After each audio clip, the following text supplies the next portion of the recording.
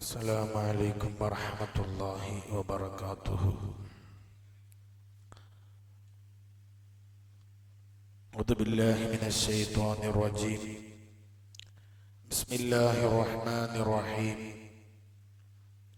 الحمد لله والصلاة والسلام على رسول الله وعلى آله وصحبه أجمعين برضا الله. ما بعد. سبحان من يؤتي بغير حساب ملك الملوك ووارث الأرباب ومدبر الدنيا وجاعل ليلها سكنا ومنزل غيث كل സഹാബി. പ്രിയമുള്ള മുഅ്മിനീങ്ങളെ, സത്യവിശ്വാസികളെ, ഖൽബുൽ ഖുർആനാകുന്ന സൂറത്ത് യാസീനിലെ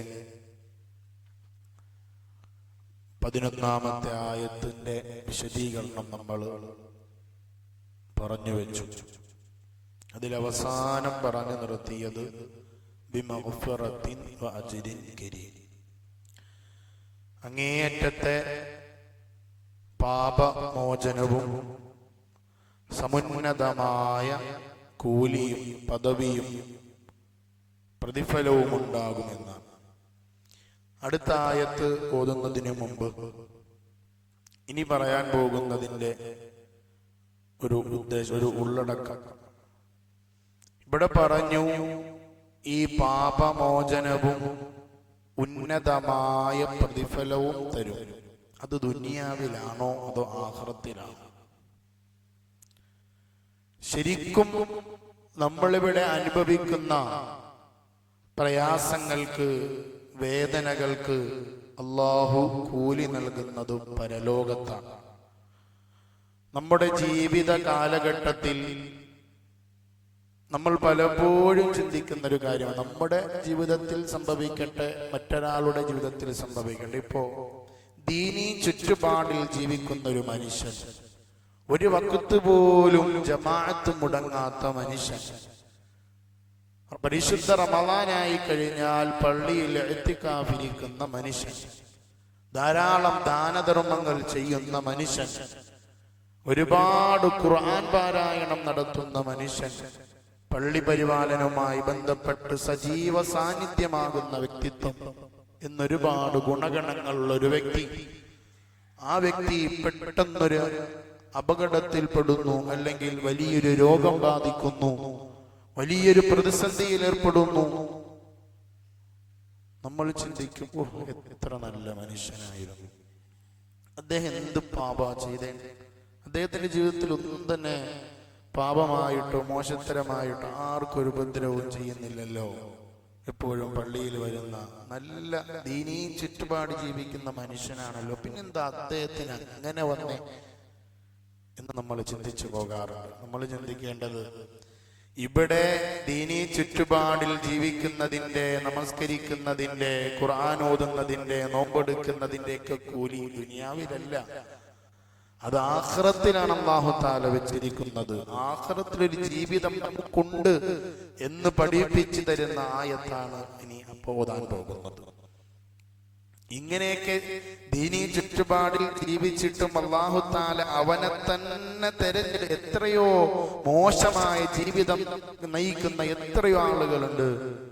പള്ളിയിൽ കയറാതെ, ദീനിനെ ഖുർആനെ ബഹുമാനിക്കാതെ, അതുപോലെ മുത്തുനബി സല്ലല്ലാഹു അലൈഹി വസല്ലമ തങ്ങളുടെ വാക്കുകൾ കേട്ടിട്ട് അതിനെ മൈൻഡ് ചെയ്യാതെ പള്ളിയുമായി ബന്ധപ്പെടാതെ നടക്കുന്ന എത്രയോ ആളുകളുണ്ട്. പിന്നെ എന്തിന് അല്ലാഹു തആല ഇദ്ദേഹത്തെ തിരഞ്ഞെടുത്തു, അല്ലെങ്കിൽ ദീനി ചുറ്റുപാടിൽ ജീവിക്കുന്ന വ്യക്തിയെ തിരഞ്ഞെടുത്തു?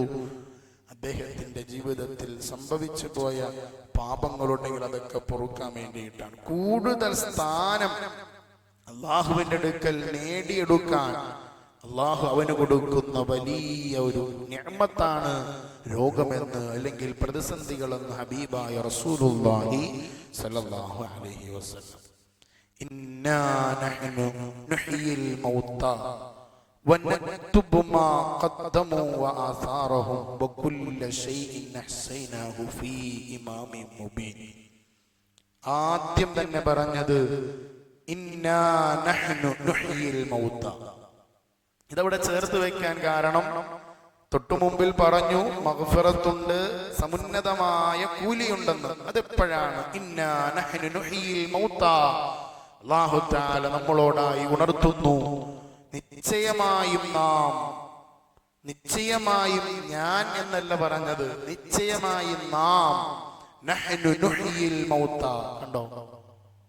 അറബി ഗ്രാമർ അറിയുന്നവർ അവിടെ ശ്രദ്ധിച്ചാൽ മനസ്സിലാകും. അവിടെ മൊത്തം ഉപയോഗിച്ചിരിക്കുന്നത് ഏകവചന ക്രിയയല്ല, ബഹുവചന ക്രിയയാണ് അവിടെ ഉപയോഗിച്ചിരിക്കുന്നത്. ഇന്നാ നിശ്ചയമായും നാം, നുഹ്യി നാം ജീവിപ്പിക്കും, നഹ്നു നഹ്നു നാം, നുഹ്യി നാം ജീവിപ്പിക്കും, അൽ മൗത മരണപ്പെട്ടു പോയവരെ. ആദ്യം മരണമല്ലേ പറയേണ്ടിയിരുന്നത്? മരണമുണ്ടെന്നല്ലേ പറയേണ്ടിയിരുന്നത്? മരണമുണ്ടെന്ന് പറയേണ്ടതില്ലല്ലോ. ഈ മരണശേഷം ജീവിതമില്ലെന്ന് വാദിക്കുന്നവരും യുക്തിചിന്തകളുടെ പിന്നാലെ പോകുന്നവരും കാണുന്നുണ്ട്. മരണമുണ്ടെന്നവർക്കറിയാം. കാരണം അവരുടെ പ്രപിതാക്കന്മാർ അവർ കാണുന്നില്ല. അവരെ കൺമുൻപിലൂടെ നടക്കുന്ന സുഹൃത്തുക്കൾ, വേണ്ടപ്പെട്ടവർ, അവരുടെ കുടുംബത്തിൽപ്പെട്ടവർ മരണപ്പെട്ടു പോകുന്നു. മരണമുണ്ടെന്ന് എല്ലാവർക്കും അറിയാം. മരണശേഷം ജീവിതമുണ്ടോ ഇല്ലേ എന്നുള്ള വിഷയത്തിലാണ് അവരുടെ ഹൃദയത്തിൽ എന്താണ് മോശ ചിന്താഗതികൾ ഉണ്ടായിത്തീരുന്നത്. അപ്പോ മരണമുണ്ടെന്ന് ഉറപ്പാണ്. ഇവിടെ അല്ലാഹു തആല വ്യക്തമാക്കാൻ, ശ്രദ്ധ കൊടുക്കാൻ കൂടുതൽ എന്താണ് കൊണ്ടുവന്ന പദം അല്ലെങ്കിൽ പ്രയോഗം, മരണത്തിൽ നിന്ന് അല്ലെങ്കിൽ മരണപ്പെട്ടു പോയവരെ ജീവിപ്പിക്കുക തന്നെ ചെയ്യും. നമ്മൾ നിത്യമായി ഓതുന്ന സൂറത്തുൽ മുൽക്കിലെ തബാറക്കല്ലദീ ബിയദിഹിൽ മുൽക്കു വഹുവ അലാ കുല്ലി ഷൈഇൻ ഖദീർ അല്ലദീ ഖലഖൽ മൗത വൽ ഹയാത. കണ്ടോ? അവിടെ മുഫസ്സിരീങ്ങൾ രേഖപ്പെടുത്തുന്നത് അല്ലദീ ഖലഖൽ മൗത വൽ ഹയാത. അവിടെ ആദ്യം മരണത്തെ പറഞ്ഞു. അവിടെ മുഫസ്സിരീങ്ങൾ രേഖപ്പെടുത്തുന്നത് ആദ്യം മരണത്തെ അല്ലായിരുന്നല്ലോ പറയേണ്ടത്. കാരണം ഖലഖൽ മൗത വൽ ഹയാത എന്ന് പറഞ്ഞ സ്ഥിതിക്ക് മരണവും ജീവിതവും എന്ന് പറഞ്ഞ സ്ഥിതിക്ക് അതങ്ങോട്ട് ശരിയാകുന്നില്ലല്ലോ. ജീവിതം കഴിഞ്ഞല്ലേ മരണം. പിന്നെ ഖുർആൻ എന്താ അങ്ങനെ പറഞ്ഞേ? മരണത്തെയും ജീവിതത്തെയും സൃഷ്ടിച്ച അല്ലാഹ് എന്ന് പറയാൻ കാരണം എന്താ? മുഫസ്സിരീങ്ങൾ രേഖപ്പെടുത്തുന്നു, ശരിക്കും ഒരു മനുഷ്യന്റെ തുടക്കം മരണമാണ്, രണ്ടാമതാണ് ജീവിതം. അതെവിടെ? പരലോകത്താണെന്ന് മഹാന്മാരാകുന്ന മുഫസ്സിരീങ്ങൾ രേഖപ്പെടുത്തുന്നു. അതുകൊണ്ടാണ് അവിടെ അങ്ങനെ പ്രയോഗിച്ചത്. മരണത്തോടുകൂടിയാണ് അവന്റെ യഥാർത്ഥ ജീവിതം, പാരത്രികമായ ജീവിതം, ഫലവത്തായ ചെയ്തു വെച്ച നന്മകൾക്ക് തിന്മകൾക്ക് പരിണിതി ഫലം അനുഭവിക്കേണ്ടി വരുന്ന ഒരു ജീവിതം അവൻ ജീവിക്കാൻ പോകുന്നത് അവിടെയാണ്. അതുകൊണ്ടാണ് അവിടെ ആദ്യം മരണം പറഞ്ഞത്. അവിടെ മുതലാണ് ശരിക്കും അവന്റെ ജീവിതത്തിന്റെ, ഒരു വലിയ ജീവിതത്തിന്റെ, ഒരിക്കലും അവസാനിക്കാത്ത അറ്റമില്ലാത്ത ജീവിതത്തിന്റെ തുടക്കം അവിടെ നിന്നാണ്. അതുകൊണ്ടാണ് ആ മരണത്തിന് ശേഷം അവിടെ ഹയാത്ത് എന്ന് പറഞ്ഞത്. ഇങ്ങനെ പരിശുദ്ധമായ ഖുർആന്റെ പ്രഖ്യാപനങ്ങൾ നമ്മൾ കേട്ടാൽ, ചിന്തിച്ചാൽ ഒരുപാട് നമ്മുടെ മനസ്സുകളെ പിടിച്ചു കുലുക്കുന്ന തരത്തിലാണ് ഇവിടെ അല്ലാഹു തആല പ്രയോഗിച്ചത് ബഹുവചന ക്രിയ. പല സന്ദർഭങ്ങളിലായി പരിശുദ്ധ ഖുർആനിൽ അങ്ങനെ പറഞ്ഞിട്ടുണ്ട്. ഒരുപാട് സ്ഥലങ്ങളിൽ പറഞ്ഞിട്ടുണ്ട്. എന്തിനാണ് അങ്ങനെ പറഞ്ഞത്? അതൊരു തഅലീമിന് വേണ്ടി, ഒരു വലിയ ഗൗരവത്തെ അറിയിക്കാൻ വേണ്ടിയിട്ടാണ്. ചെറിയൊരു ഉദാഹരണം പറഞ്ഞാൽ, നമ്മളെ സുഹൃത്തുമായി അല്ലെങ്കിൽ നമ്മൾ വേറെ ആളുമായി നമ്മളൊന്ന് വാക്ക് തർക്കത്തിൽ ഏർപ്പെടാതിരിക്കട്ടെ. വാക്ക് തർക്കത്തിൽ ഏർപ്പെടുമ്പോൾ നമ്മൾ അറിയാതെ നമ്മുടെ നാവ് കൊണ്ട് പ്രയോഗിക്കുന്ന പ്രയോഗം, എന്നെ നിനക്കറിയാൻ പാടില്ലെന്നല്ല പറയണത്, നമ്മളെ കുറിച്ച് നിനക്ക് വലിയ അറിവില്ലാന്ന് തോന്നുന്നു, നമ്മളെ നിനക്കറിയില്ല കേട്ടോ എന്ന പ്രയോഗം ചിലപ്പോൾ നമ്മൾ പ്രയോഗിക്കാറുണ്ട്. എന്നെ നിനക്കറിയില്ലെന്നല്ല ഉപയോഗിക്കുന്നത്, നമ്മൾ നിനക്ക് ശരിക്കറിയില്ല എന്ന് ഉപയോഗിക്കും. ഒരു കടും കട്ടി, ഒരു വലിയൊരു ഗൗരവം കൊടുക്കാൻ വേണ്ടിയിട്ടാണ്. ഞാൻ എന്ന് പറയുന്നതിനേക്കാൾ നമ്മൾ എന്ന് പറയുമ്പോൾ അതിനൊരു കടുകട്ടിയുണ്ട്. അതിനൊരു ഗൗരവം സൂചിപ്പിക്കാൻ വേണ്ടിയിട്ടാണ് അല്ലാഹു തആല പല സന്ദർഭങ്ങളിൽ ഗൗരവമുള്ള കാര്യങ്ങൾ പറയുമ്പോൾ അങ്ങനെ പറയാറുണ്ട്. മരണപ്പെട്ടു പോയവരെ ഞാൻ ജീവിപ്പിക്കുക തന്നെ ചെയ്യും. വനക്തുബു മാ ഖദ്ദമൂ വആസാറഹും. വനക്തുബു എല്ലാം നക്തുബു എഴുതി വെച്ചിട്ടുണ്ട്, നാം എഴുതി വെച്ചിട്ടുണ്ട്, രേഖപ്പെടുത്തി വെച്ചിട്ടുണ്ട്. മാ ഖദ്ദമൂ നിങ്ങൾക്ക് മുമ്പ് നിങ്ങൾ ചെയ്ത് നിങ്ങളുടെ ജീവിതത്തിൽ ചെയ്തു വെച്ച എല്ലാ പ്രവർത്തനങ്ങളും, നന്മയാകട്ടെ തിന്മയാകട്ടെ, എല്ലാം നാം എഴുതി വെച്ചിട്ടുണ്ട്. വആസാറഹും അതിനെ പിൻപറ്റിയവർ, നിങ്ങൾ ചെയ്ത ആരൊക്കെ അതിനെ പിൻപറ്റിയോ അതും നാം എഴുതി വെച്ചിട്ടുണ്ട്. നമ്മൾ ചെയ്യുന്നത് കണ്ട് ആരെല്ലാം അതിനെ പിൻപറ്റിയോ അതും എഴുതി വെച്ചിട്ടുണ്ട്. വല്ലാത്തൊരു പോയിന്റാട്ടോ അത്. നമ്മൾ ഏതെങ്കിലും മോശമായ പ്രവർത്തനം തുടങ്ങി വെച്ച് നമ്മളിൽ നിന്ന് ആരെങ്കിലും കണ്ടിട്ടുണ്ടെങ്കിൽ അത് നമ്മൾ വഴിയാണത് സെൻഡ് ചെയ്തിട്ടുള്ളതെങ്കിൽ, ഷെയർ ചെയ്തിട്ടുള്ളതെങ്കിൽ, ഫേസ്ബുക്കിൽ ഒരു കുറിപ്പ് നമ്മൾ എഴുതുന്നു, അല്ലെങ്കിൽ മോശമായൊരു വീഡിയോ, സത്യമല്ല എന്നുറപ്പുള്ള വീഡിയോ, അല്ലെങ്കിൽ സംശയമുള്ളൊരു വീഡിയോ നമ്മൾ ഷെയർ ചെയ്യുന്നു, അത് അടുത്ത ആൾ ഷെയർ ചെയ്തു, ഇങ്ങനെ പോയി. ശരിക്കത് ഫേക്ക് ന്യൂസ് ആയിരുന്നു എന്നിരിക്കട്ടെ, അതിൻ്റെ ആ പരിണിതി ഫലവും നിങ്ങൾക്ക് രേഖപ്പെടുത്തി. നിങ്ങളെ കൂലിയല്ല, നിങ്ങൾ നിന്ന് ആരെല്ലാം അത് മനസ്സിലാക്കി ചെയ്തിട്ടുണ്ടോ അല്ലെങ്കിൽ ഏറ്റെടുത്ത് ചെയ്തിട്ടുണ്ടോ അവർ ചെയ്ത ശിക്ഷ, അല്ലെങ്കിൽ നിങ്ങൾ നന്മയാണ് ചെയ്തതെങ്കിൽ അതിൻ്റെ നന്മയും ഒക്കെ രേഖപ്പെടുത്തി വെച്ചിട്ടുണ്ട്. അതുപോലെ